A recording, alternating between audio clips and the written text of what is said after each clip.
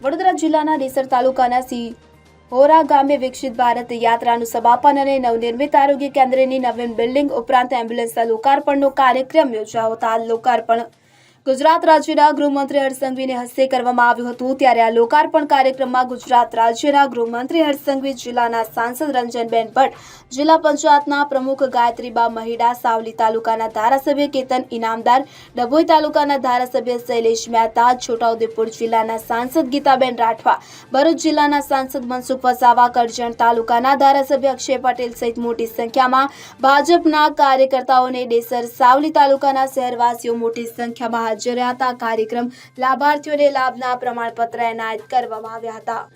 વડોદરા જિલ્લાના ડેસર તાલુકાના નવા સિહોરા ગામે આજ રોજ માનનીય પ્રભારી મંત્રી શ્રી ના વરદસ્તે પીએસસી નવા સિહોરાનું લોકાર્પણ કરવામાં આવેલ છે તથા ડેસરના વેજપુર પીએસસી ખાતે મોબાઈલ હેલ્થ યુનિટનું પણ લોકાર્પણ કરવામાં આવેલ છે। આ શુભ પ્રસંગે માનનીય પ્રમુખશ્રી મેડમ, જિલ્લાના માનનીય ધારાસભ્ય શ્રી સાવલી તથા કલેક્ટરશ્રી, માનનીય ડીડીઓ મેડમશ્રી અને અન્ય પદાધિકારીઓશ્રી અને મહાનુભાવો આ પ્રસંગે હાજર રહેલા હતા। આપનું નામ? હું ડૉક્ટર મીનાક્ષી ચૌહાણ, મુખ્ય જિલ્લા આરોગ્ય અધિकारी वडोदरा।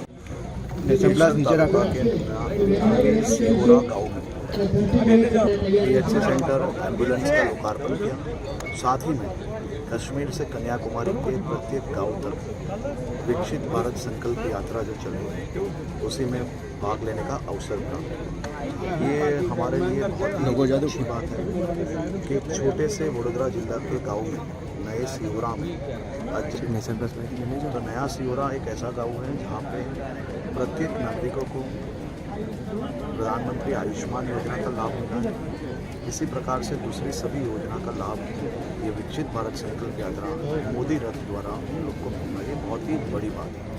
आज गांव के जो मध्यम वर्ग के परिवार हैं इसी प्रकार आज डेसर तालुको એ ગુજરાતમાં સૌથી નાનામાં નાનો તાલુકો બન્યો હોય અને સૌથી વિકસિત તાલુકામાં તરફ જઈ રહ્યો હોય તો મને કહેતા માન્ય મંત્રીશ્રી આનંદ થાય છે કે આપણો આ જે તાલુકો છે ભલે નાનો રહ્યો પણ સૌથી વિકસિતમાં વિકસિત તાલુકો મારો ડેસર તાલુકો બની રહ્યો છે એનો ખૂબ મને આનંદ છે।